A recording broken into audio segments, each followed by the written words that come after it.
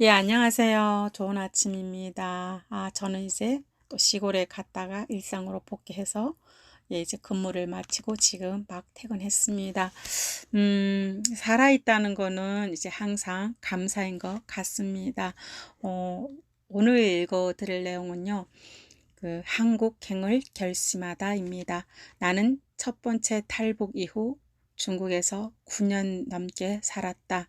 나에게 늘 힘이 되었던 남편을 만났고 눈에 넣어도 아프지 않을 사랑하는 딸도 낳았다. 하지만 딸을 키우고 살면서 국적 없이 비법으로 중국에서 산다는 것은 얼마나 힘든 일인지 몰랐다. 한 해 한 해 커가는 딸 아이를 보면서 문득 이런 생각이 들었다. 이 아이가 점점 커서 언젠가 나랑 어깨를 나란히 한다면 국적 없는 엄마인 나를 어떻게 생각할까? 그리고 또 다른 사람은 몰라도 내가 낳은 저 딸의 앞에서만이라도 당당한 엄마가 될 수 없을까? 그렇게 나는 하루에도 수십 번, 아니 수백 번을 고민하다가 드디어 한국행을 결심했다. 아니 그때는 이미 두 번째였다. 첫 번째는 딸 아이를 낳고 8개월 되는 해에 대한민국 청도 영사관에서 예, 갔었고 나를 이제 한국으로 보내달라고 졸랐다. 그런데 지금은 딱히 가는 방법이 없다고 하면서 영사 되시는 분이 나를 이제 돌려보냈다. 그 후에는 한국으로 가려는 생각을 더 할 수가 없었다.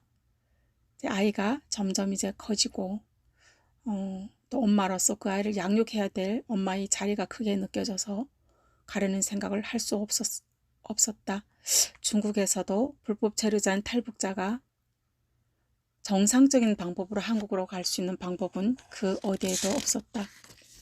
신분이 증명되지 않았고 언어도 안 되기 때문에 중국에서 탈북자들이 일자리를 얻는데도 분명한 한계가 있다. 그나마 한국하고 중국하고 수교를 맺은 후 한국에서 진출한 기업들과 소상인들이 중국으로 대거 이제 나와서 다행히 한식 음식점에서 일하거나 한국인 가정에 보모를 하는 경우도 있었다. 내가 한국인 이제 가정의 보모나 이제 식당에서 많이 일을 했었고 그렇게 보모로 일한 그날들 이제 생각하면 너무나도 힘이 들었다. 이제 하루 일과 끝나고 또 이제 매니저 역할까지 해야 되는 이제 중국에서의 보모의 생활은 말로 다 표현할 수 없는 그런 삶이었다. 아침부터 저녁까지 남의 집 식구들 하루 세끼 밥, 남의 식구들 빨래, 온 집안 청소, 외사가에 가서 여권 연장, 아이들 학교 입학 등 한국인 부모들이 중국어를 나보다 잘 못하니 다 나의 몫이었다. 하루 종일 일하고 집에 와서는 내일 외사가에서 봐야 할 서류들을 남편에게 물어서 하나하나 눈에 익히고 글자 연습하고 머리에 기억에 두어야 주인집 사모님에게 싫은 소리를 안 듣고 내가 또 탈북자임을 들키지 않았었다. 이렇게 나는 정말 피나는 노력을 많이 했었다. 그렇게 영사관에서 돌아오면서 쏟아져 내리는 허무감이란 이루 말할 수 없었다.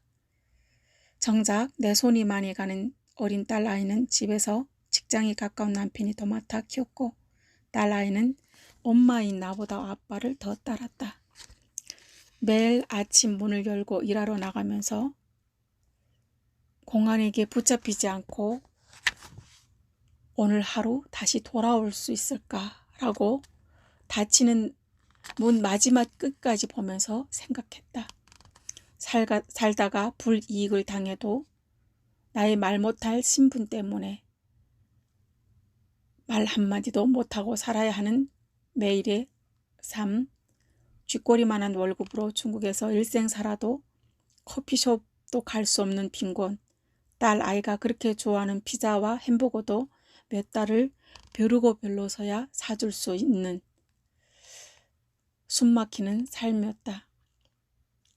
드라마에서 나오는 그런 화려한 인생이 아니더라도 숨이라도 자유롭게 쉴 수 있는 곳, 그곳 대한민국으로 가고 싶었다.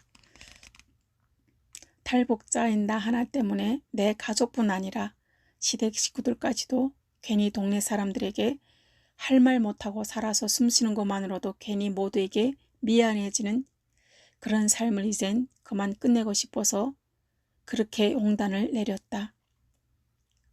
한때는 배고픔에 지친 탈북만으로도 나라와 부모와 형제들 앞에 더 이상 죄인이 되지 말자고 한국행을 외면했던 시간들도 있었다. 그것이 나를 낳은 조국에 대한 예의라고 생각했었다. 내가 적어도 복송되기 전까지는. 90년대 중반에 20대 후반이던 내가 나만의 현실에 대해 받았던 교육은 끊이지 않는 대학생들의 데모, 안기부와 남산 지하실, 그리고 한강 밑에 거지, 박종철 대학생의 고문, 박정희 대통령의 새마을운동, 파도 광부들과 간호사들, 부모 없는 아이들의 해외 입양 등이 머리에 임박혔고 늘 그것을 떠오르게 했다. 이후 박 대통령 저격 사건과 김재규가 내 머릿속에는 늘 있었다. 하지만 탈북에서 중국에서 만난 한국의 모습은 그것이 아니었다. 특히 IMF를 당해 나라가 어렵다고 국민들이 마음에서 우러나서 너도 나도 손에 꼈던 반지, 귀걸이, 애기돌 반지 등을 자발적으로 모았던 모습은 참으로 신선하게 다가왔다. 아마도 TV 속 금모으기 한 장면이 나로 하여금 대한민국으로 가고자 하는 마음을 정하는데 크게 영향을 미쳤었던 것 같다. 북한에서는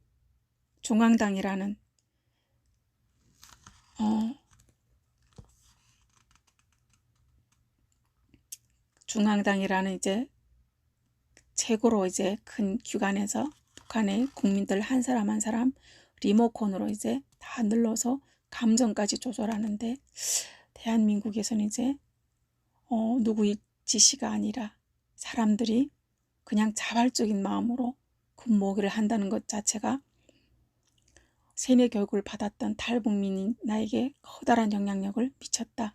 그때 그 여운으로 생후 8개월 된 딸 아이를 얻고 산동성 청도에 있는 한국 영사관 문을 겁없이 두드릴 수 있었다. 비록 받아들여지지 않아서 내가 다시 살던 곳으로 돌아오긴 했지만 말이다. 그 후 8년이 지나 다시 한국행을 결심하기까지는 중국 생활에 적응하려고 정말 몸부림쳤던 것 같다. 한국에서 사는 분들이 흔히 가는 이민도 아니고 유학은 더구나 아닌 탈북민의 삶, 환경도 언어도 문화도 다른 중국 생활 속에 늘 공안들을 의식하면서 하나씩 적응하려고 정말 피나는 노력을 했다. 지금보다 더 나은 삶을 만들 수만 있다면 그 어떤 것도 다 하고 싶었다.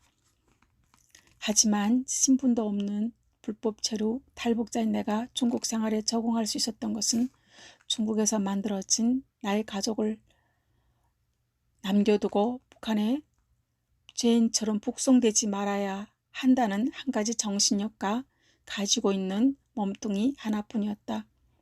아파도 감히 병원 문을 두드릴 수가 없었다.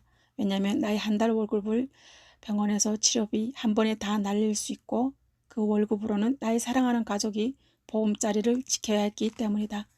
그렇게 내 아버지가 지어준 이름을 걸고 사람으로서의 삶을 얻기 위해서 나는 2006년 겨울에 한국행을 드디어 결심했다. 서울과 충북 진천에 있다는 남자 고등학생 둘이 밥을 해주면서 인터넷에 접속하는 방법을 배웠다. 인터넷을 통해 한국에 있는 어느 교회의 전도사님으로부터 한국으로 가는 브로커를 알게 되었다. 힘들게 남의 집 일을 하면서 아프면서도 병원문을 외면하면서 알뜰하게 모았던 우리 가족이 저금 통장을 탈탈 털었다.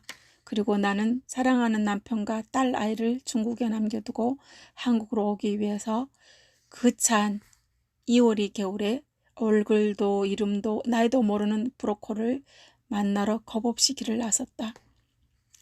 딸 아이를 안고 찬바람이 부는 밖에서 나에게 부디 조심해서 잘 가라던 남편의 목소리와 그 모습이 아직도 잊히지 않고 가슴 한구석에 남아있다. 예, 오늘은 여기까지 읽어드리겠습니다. 이제 내가 쓴 글인데도 이제 읽으면서 짠한 이제 마음이 이제 올라오네요. 그 데리고 사는 와이프의 그 신분 때문에 무섭고 힘들고 어려운 시간들을 남편도 함께 겪었는데 또 이제 겁없이 불법으로 이제 한국으로 가는 남편을 어떤 마음으로 보냈을지 그 남편의 입장이 이제 생각이 되어서 잠깐 이제 울컥했습니다. 세상은 이제 나 혼자 사는 삶이 결코 아닙니다. 나랑 이제 엮여진 가족들, 나랑 또 인연 맺어진 사회 구성원들 한 사람 한 사람 중국에서도 그렇고 한국에서도 이제 살면서 보면 사람들 때문에 힘들었지만 또 사람들 때문에 툭툭 털고 또 일어나는 것 같습니다. 그러니까 어떤 사람을 만나냐에 따라서 내가 어떤 긍정적인 에너지를 가지고 살아갈 수 있냐고 또 어떤 사람을 만나서 삶의 막바지까지 또 내려가야 하냐고 그런 것 같습니다. 오늘도 여러분들의 삶에 늘 좋은 일만 있기를 또 간절히 빌어보겠습니다. 안녕히 계십시오.